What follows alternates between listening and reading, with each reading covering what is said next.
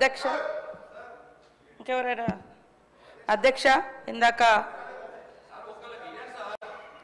ఇప్పుడు next question ఇది question ఎవరే కదా అధ్యక్ష డాక్టర్ వంశీకృష్ణ గారు లేవనెత్తినటువంటి మినిస్టర్ చేసిండ్రు క్వశ్చన్ ఎవరే కదా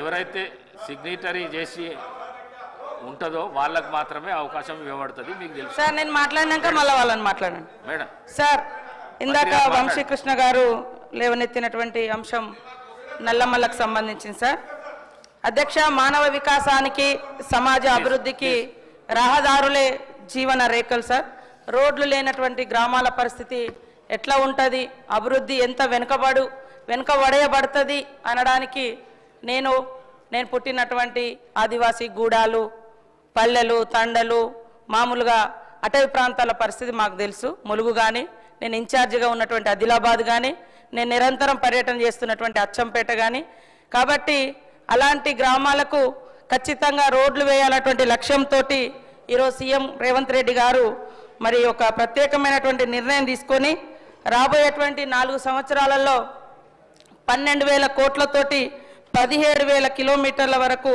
రోడ్లు నిర్మించాలని కూడా నిర్ణయించుకోవడం జరిగింది సార్ ఇప్పటికీ ఈ ఏడాది సిఆర్ఆర్ కింద 2,311 కోట్ల రూపాయలను మంజూరు చేసి 2,400 కిలోమీటర్ల నిర్మాణం కోసం టెండర్లు వేసే ప్రాసెస్లో ఉన్నాయి సార్ కొన్ని టెండర్లు కూడా అయినాయి కొన్ని వర్క్స్ కూడా చేపట్టడం జరిగింది రాబోయే రోజులలో ఇందాక మల్రెడ్డి రంగారెడ్డి గారు కానీ వంశీకృష్ణ గారు కానీ లేవనెత్తినటువంటి రోడ్లకు సంబంధించి ఖచ్చితంగా మరి 12,000 కోట్ల రూపాయలు ఖర్చు చేస్తాం 11,000 కిలోమీటర్లను రోడ్ల నిర్మాణం చేస్తాం అదేవిధంగా తొందరలోనే 1,200 కిలోమీటర్లకు సంబంధించినటువంటి కొత్త రోడ్లను కూడా చేయడానికి ప్రతిపాదనలు కూడా సిద్ధం చేసుకున్నాం సార్ ప్రతి గ్రామం నుంచి గ్రామ పంచాయతీ నుంచి బీటీ రోడ్లు వేయడం కూడా జరుగుతుంది లాస్ట్ మంత్లో సీసీ రోడ్ల కోసం కూడా 324 కోట్ల రూపాయలను ఇవ్వడం జరిగింది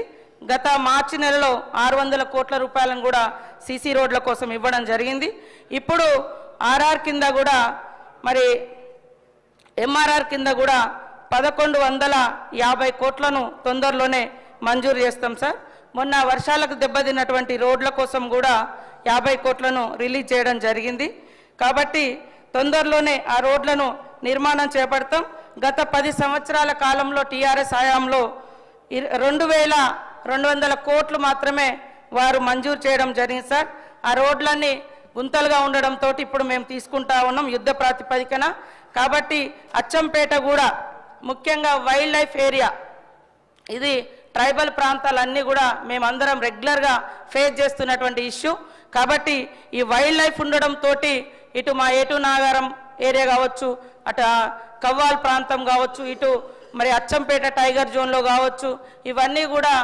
అక్కడ ఉండేటువంటి 100 సంవత్సరాలుగా నివసిస్తున్నటువంటి ఆదివాసీ గూడాలకు రోడ్డు రవాణా వేయడానికి ఆటంకంగా కూడా మారుతుంది కాబట్టి ఇక్కడ నుంచి ఒక ప్రత్యేకమైనటువంటి అధికారిని పెట్టి వీటికి కూడా సకాలంలో ఈ చెంచుపెంటలకు కూడా పర్మిషన్ వచ్చి రోడ్లు వేసే విధంగా కృషి చేస్తామని తెలియజేస్తూ ఖచ్చితంగా రాబోయే కాలంలో అన్ని రోడ్లకు ప్రతి జీపీ నుండి మండల కేంద్రానికి ప్రతి హాఫ్ స్టేషన్ నుంచి గ్రామ పంచాయతీకి రోడ్ల నిర్మాణం చేస్తామని తెలియజేస్తా ఉన్నాం సార్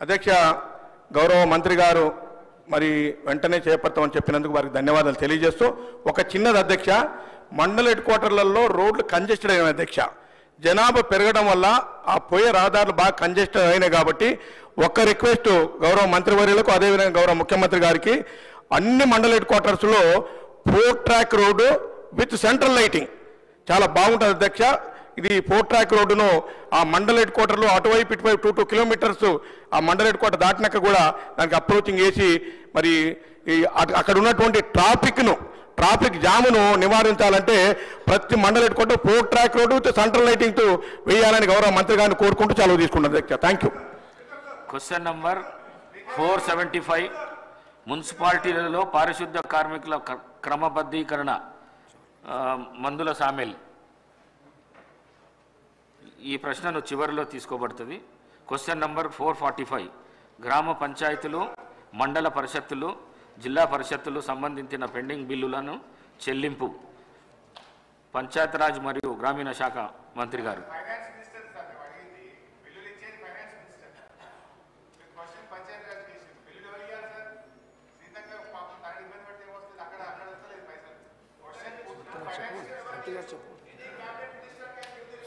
మంత్రి గారు చెప్పండి. అధ్యక్ష, 2024 నవంబర్ 1వ తేదీ వరకు రాష్ట్రంలో గ్రామ పంచాయతీల సర్పంచులకు చెల్లించే బిల్లుల మొత్తం 691,93,00,000 సార్. బి ప్రశ్నకు లేదండి. సి ప్రశ్న త్వరలో చెల్లించడం జరుగుతుంది. గౌరవ సభ్యులు తన్నీరు హరీష్ రావు గారు. 691 కోట్ల రూపాయల బిల్లులు పెండింగ్లో ఉన్నాయని చెప్పారు. రాష్ట్రంలో మీరు చూస్తే అధ్యక్ష, బడా కాంట్రాక్టర్లకు మాత్రం బిల్లులు వస్తున్నాయి. చిన్న చిన్న కాంట్రాక్టర్లకు ఇప్పుడు ఒక సంవత్సర కాలం నుంచి 691 కోట్ల రూపాయలు ఇవ్వకుండా సర్పంచులను, ఎంపీటీసీలను ఈ కాంగ్రెస్ ప్రభుత్వం గోసపుచ్చుకుంటా ఉంది అధ్యక్ష. చివరికి ఆ సర్పంచులు, ఎంపీటీసీలు గవర్నర్ గారిని కలిసి మొరబెట్టుకున్నారు, మంత్రుల్ని కలిసి మొరబెట్టుకున్నారు. చలో అసెంబ్లీ కార్యక్రమానికి వస్తే వాళ్ళను అరెస్ట్ చేసి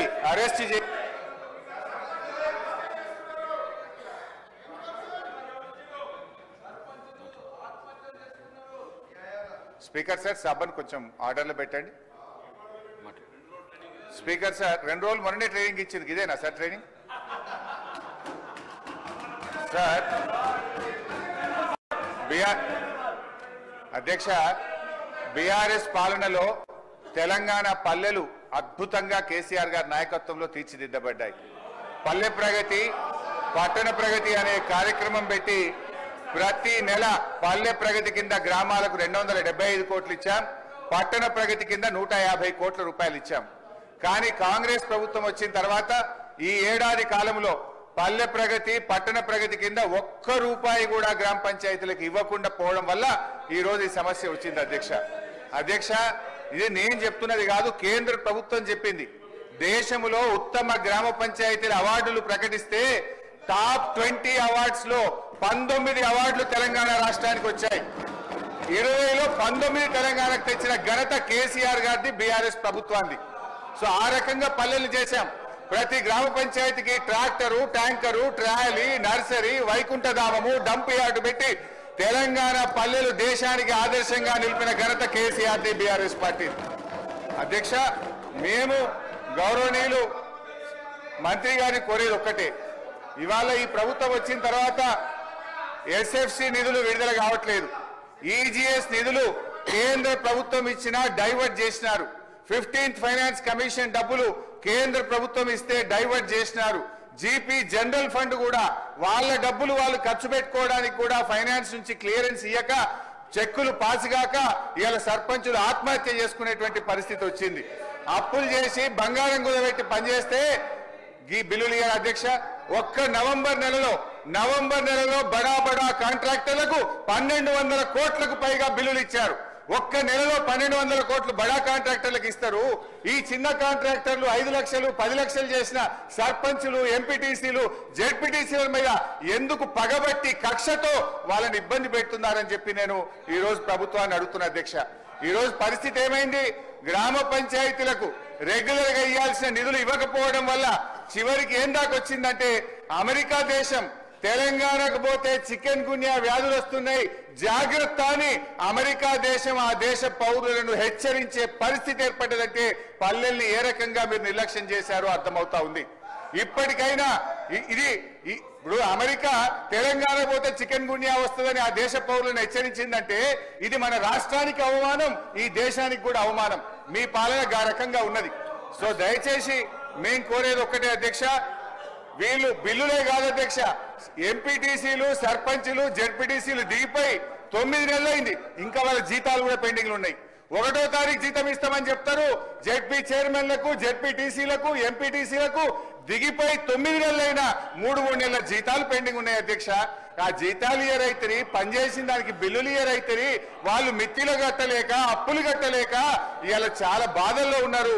నేను సూటిగా మంత్రి గారిని అడిగేది ఒక్కటే, దయచేసి త్వరలో ఇస్తాము తొందరలో ఇస్తాం కాదు అధ్యక్ష, స్పష్టమైన డేట్ చెప్పి గ్రామ పంచాయతీ ఎన్నికలు మీరు పెట్టబోతున్నారు, ఆ లోపు వాళ్ళ బిల్లులన్నీ కూడా క్లియర్ చేయాలని చెప్తా ఉన్నాం.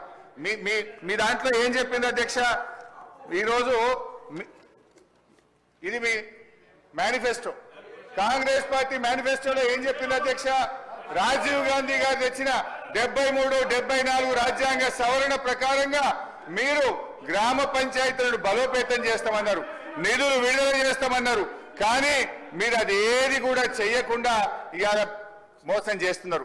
మాజీ సర్పంచ్లకు మాజీ ఎంపీటీసీలకు పింఛన్లు ఇస్తామన్నారు. పింఛన్ మాట దేవుడు కానీ వచ్చే జీతం కూడా ఇస్తలేదు అధ్యక్ష. గా పింఛన్ కూడా ఎప్పటి నుంచి ఇస్తారో, జీతాలు ఎప్పటిలో క్లియర్ చేస్తారో, బిల్లులు ఎప్పటిలో క్లియర్ చేస్తారో స్పష్టంగా చెప్ప